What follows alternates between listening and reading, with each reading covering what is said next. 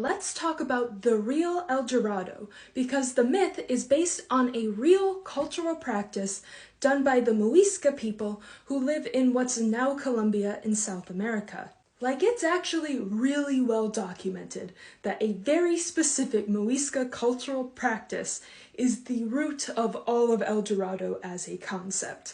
And that's basically because the Muisca people had this ceremony that they did that allowed an individual to become a chief. So basically, the soon-to-be leader would be covered head to toe in gold dust, taken on a raft to the center of Lake Guatavita, and then they would dive into the water as sort of a cleansing process. And the soon-to-be subjects of the freshly renewed leader would throw valuables into the lake, like gold and emeralds, as a sort of offering. And the Spanish heard of this and tried to drain the lake to get the gold out.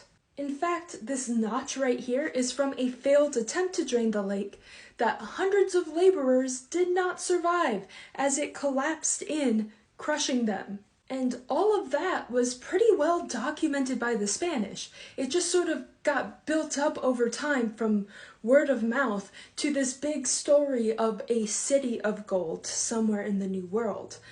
But it was actually just this one culture that only inhabited this little area and had a very specific cultural practice that they did.